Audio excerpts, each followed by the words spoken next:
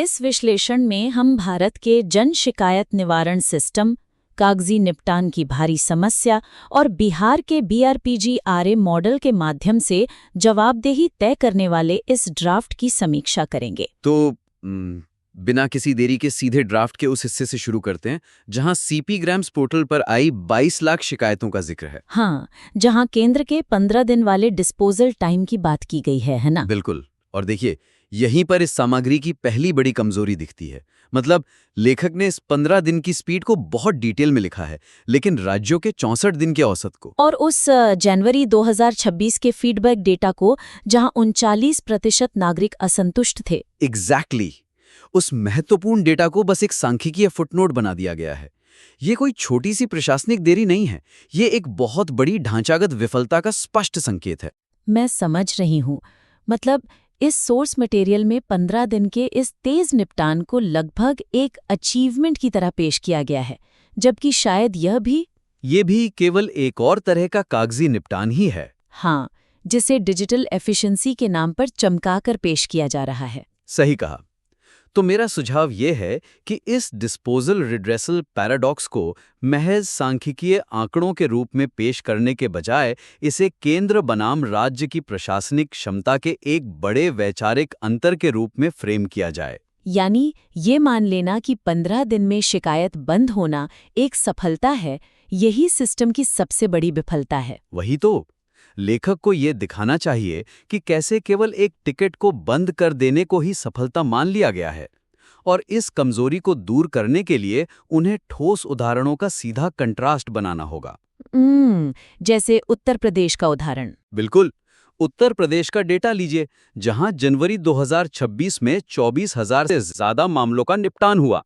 Data बड़ा है, लेकिन संसाधनों पर दबाव के कारण संतुष्टि दर बेहद कम है। तो उत्तर प्रदेश के इस वॉल्यूम ड्रिवन अप्रोच की तुलना सीधे कर्नाटक से करनी चाहिए। मुझे याद है ड्राफ्ट में कर्नाटक के सकाला का जिक्र तो है, पर वो एक अलग पैराग्राफ में अलग थलग पड़ा है। हाँ, अगर इन दोनों को आमने सामने रखा जाए तो तर्क बहुत गहरा हो जाएगा। कर्नाटक कॉमन सर्विस सेंटर्स के माध्यम से 61% शिकायतें दर्ज कर रहा है, और उनका फीडबैक लूप सिस्टम के कोर में इंटीग्रेटेड है। लेखक को अपने उस सेक्शन को रीस्ट्रक्चर करना चाहिए। वहां सीधे स्थापित करें कि उच्च निपटान दर बिना किसी मजबूत फीडबैक के असल में खराब गवर्नेंस का इंडिकेटर हो सकती है। ये बहुत ही दिलचस्प पॉइंट है, क्योंकि एक तरफ अधिकारी सिर्फ टिकट क्लोज करने की रेस में भाग रहे हैं और दूसरी तरफ सिटीजन एक्सपीरियंस पूरी तरह इग्नोर हो रहा है। जब जमीन पर काम नहीं होता तो नागरिक सिस्टम से कट जाता है। बिल्कुल। 39% असंतुष्ट लोग कोई छोटा नंबर नहीं है। किसी प्राइवेट कंपनी के इतने ग्राहक असंतुष्ट हों तो वो बंद हो जाए। हाँ, लेकिन सरकारी सिस्टम में इसे बस एक एक्सेप्टेबल मार्जिन मान लिया जाता है। और लेखक को इसी माइंडसेट को क्रिटिक करना है। ये दिखाना है कि सिस्टम नागरिकों के लिए नहीं, बल्कि अधिकारियों की परफॉर्मेंस रिपोर्ट को क्लीन रखने के लिए डिजाइन किया गया है। तो इस सामग्री में जो एक मुख्य विषय लगातार उभर कर आ रहा है, वो ये है कि कैसे समस्याओं का वास्तविक समाधान खोजने के बजाय नागरिक को ही विभागों के बीच घुमाया जाता है, जो हमें कागजी निपटान के असली चेहरे की तरफ ले जाता है। और जो कैग या PMO की ऑडिट रिपोर्ट्स हैं, वो ड्राफ्ट में बहुत अलग अलग बिखरी हुई हैं। एक जगह दिल्ली के MCD 311 ऐप का जिक्र है और कहीं आगे जाकर मनरेगा का। हाँ, ये दोनों हिस्से एक साथ रॉन्ग डोर सिंड्रोम की मुख्य दलील को धार नहीं दे पा रहे हैं। सुझाव ये है कि इन ऑडिट निष्कर्षों का सीधा इस्तेमाल ये साबित करने के लिए हो कि ये डिजिटल टूल्स सिर्फ जिम्मेदारी से बचने का काम कर रहे हैं। क्या ये टूल्स सच में मदद के लिए हैं या एक डिजिटल भूल भुलैया बना रहे हैं? एग्जैक्टली, डिजिटल भूल भुलैया। जब ड्राफ्ट में जेनेरिक रिस्पॉन्स की बात आती है, जैसे मामला विचाराधीन है, तो उसे तुरंत PMO की उस ऑडिट रिपोर्ट से कनेक्ट करना चाहिए, जहां MCD ऐप में रिडंडेंट राउटिंग का स्पष्ट जिक्र है। अधिकारी शिकायतों को बेवजह एक विभाग से दूसरे विभाग में पिंग पोंग की तरह उछाल रहे हैं। बिल्कुल। जब नागरिक को रेफर टू कंसर्न डिपार्टमेंट का रिप्लाई मिलता है, तो वो केवल एक खराब रिप्लाई नहीं है, वो सिस्टम का एक फॉर्मल रिजेक्शन है। लेखक को इसे डिकोड करना चाहिए। और जब कोई स्पष्ट SOP नहीं होता तो हर अधिकारी की पहली इंस्टिंक्ट उस टिकट को किसी और के इनबॉक्स में धकेलने की होती है। सही कहा। और मनरेगा का जो उदाहरण ड्राफ्ट में है वो भी इस बात को बहुत अच्छे से स्थापित कर सकता है, बशर्ते उसे सही जगह पर प्लेस किया जाए। मतलब जमीनी स्तर पर प्रोग्राम अधिकारी मौजूद नहीं है, ऑडिट के लिए फंड नहीं है, लेकिन डैशबोर्ड एकदम हरा दिख रहा है। क्योंकि पोर्टल पर तो सब चल रहा है ना। शिकायत वास्तव में किसे असाइन हो रही है, वो सिर्फ सर्वर पर एक टेबल में नहीं रो ऐड कर रही है। तो ये जो इंटरफेस है ये नागरिक को एम्पावर करने के बजाय एक शॉक एब्जॉर्बर का काम कर रहा है। नागरिक पोर्टल पर भड़ास निकालता है और 15 दिन बाद टिकट बंद हो जाता है। इसी को ब्यूरोक्रेसी का सर्वाइवल मैकेनिज्म कहते हैं।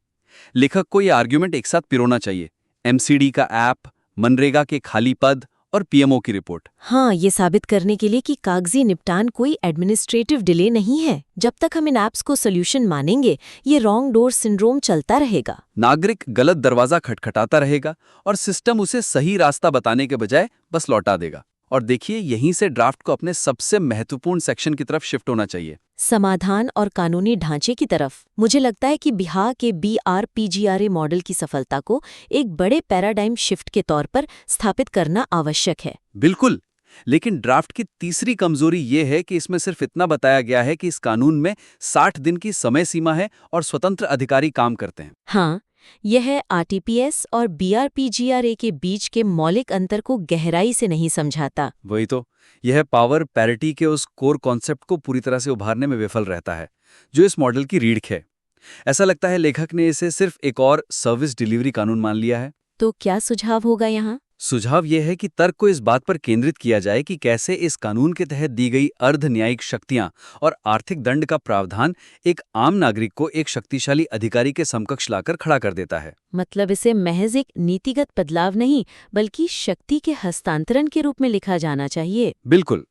इस शक्ति हस्तांतरण को दिखाने के लिए पीजीआरओ के रोल को सिर्फ मॉनिटरिंग तक सीमित ना रखें, उसे एक क्वासी जुडिशियल एंटिटी के रूप में हाईलाइट करें। जिसके पास गवाहों और सबूतों को समन करने की शक्ति है, वो एक सिविल कोर्ट की तरह काम करता है ना? हाँ, क्योंकि एडमिनिस्ट्रेटिव डिस्क्रिशन का मतलब होता है अधिकारी की मर्जी।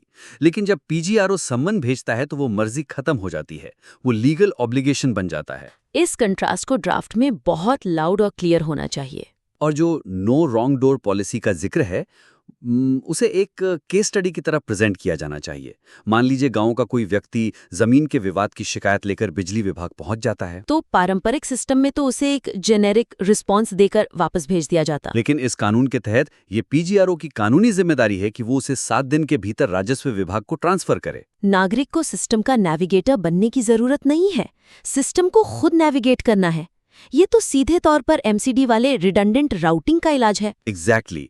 एक तरफ दिल्ली का ऐप नागरिक को घुमा रहा है और दूसरी तरफ बिहार का कानून है, जहां सिस्टम को खुद सही रास्ता खोजना है, वरना अधिकारी पर पेनल्टी लगेगी। इस तरह के क्रॉस रेफरेंस से ड्राफ्ट की एनालिटिकल क्वालिटी बहुत बढ़ जाएगी। लेखक को पहले सेक्शन की प्रॉब्लम को तीसरे सेक्शन के सोल्यूशन के साथ एक थ्रेड से बांधना होगा। और वो थ्रेड है पेनल्टी और अकाउंटेबिलिटी। आरटीपीएस जैसे कानून पूरी तरह सफल नहीं हुए क्योंकि वहां सर्विस गारंटी तो थी, लेकिन ग्रीवेंस रिड्रेसल का मैकेनिज्म कमजोर था। BRPGRA ने तो उस ग्रीवेंस को ही एक कानूनी अधिकार बना दिया। हाँ, जब अधिकारी जानता है कि 60 दिन में समाधान नहीं किया तो सैलरी से जुर्माना कटेगा, तो उसका रिस्पॉन्स टाइम अपने आप बदल जाता है। एकदम सही। ड्राफ्ट को ये स्पष्ट करना होगा कि CP ग्राम्स जैसे तकनीकी अपग्रेड मॉनिटरिंग के लिए अच्छे हैं, लेकिन रेजोल्यूशन फोर्स नहीं कर सकते। फोर्स हमेशा लीगल फ्रेमवर्क से आता है। अगर आप खराब प्रक्रिया पर अच्छा डैशबोर्ड लगा देंगे तो सिर्फ खराब काम की खूबसूरत रिपोर्ट मिलेगी, समाधान नहीं मिलेगा। लेखक को निष्कर्ष में ये स्ट्रांगली पुटअप करना चाहिए कि भविष्य टेक्नोलॉजी में नहीं, बल्कि पावर पैरिटी और लीगल अकाउंटेबिलिटी में है। अगर लेखक इन सुझावों को अच्छे से इंटीग्रेट कर लें तो यह ड्राफ्ट गवर्नेंस रिफॉर्म पर एक बहुत ही अथॉरिटेटिव पीस बन जाएगा। तो आइए इस पूरी समीक्षा के मुख्य बिंदुओं का एक संक्षिप्त सारांश निकाल लेते हैं, ताकि लेखक इन्हें आसानी से अपने काम में लागू कर सके। बिल्कुल। सबसे पहला काम है डैशबोर्ड के भारी मात्रात्मक डेटा के पीछे छिपी कागजी निपटान की हकीकत को पहचानना। डिस्पोजल रिड्रेसल पैराडॉक्स को यूपी और कर्नाटक के कंट्रास्ट के जरिए एक स्ट्रक्चरल फेलियर के रूप में स्थापित करें। दूसरा, ऑडिट रिपोर्ट्स का इस्तेमाल करते हुए यह दिखाएं कि कैसे सिस्टम नागरिकों को एक डिजिटल भूलभुलैया में फंसा रहा है। एमसीडी और मनरेगा की रिपोर्ट्स को एक साथ बुनकर रॉन्ग डोर सिंड्रोम को समझाएं। और तीसरा महत्वपूर्ण सुझाव है बिहार के मॉडल से सीखते हुए प्रशासनिक दया को कानूनी अधिकार में बदलने के कॉन्सेप्ट को सेंटर स्टेज दें। पीजीआरओ की सम्मन करने की शक्ति और पेनल्टी को पावर पैरिटी के टूल के रूप में प्रेजेंट करें। हम लेखक को प्रोत्साहित करते हैं कि वे इन ठोस सुझावों को अपने दस्तावेज में शामिल करें, अपने ऑडिट डेटा को मुख्य तर्कों से पिरोएं और उदाहरणों को अपने नैरेटिव का मुख्य हिस्सा बनाएं। इन बदलावों के साथ ये पीस बहुत इम्पैक्टफुल हो जाएगा। हम श्रोता को ये खुला निमंत्रण देते हैं कि वे इन बदलावों को लागू करने के बाद अपने सुधारे गए काम को भविष्य के विश्लेषण के लिए हमें फिर से भेजें। इस चर्चा में हमारे साथ जुड़ने के लिए धन्यवाद।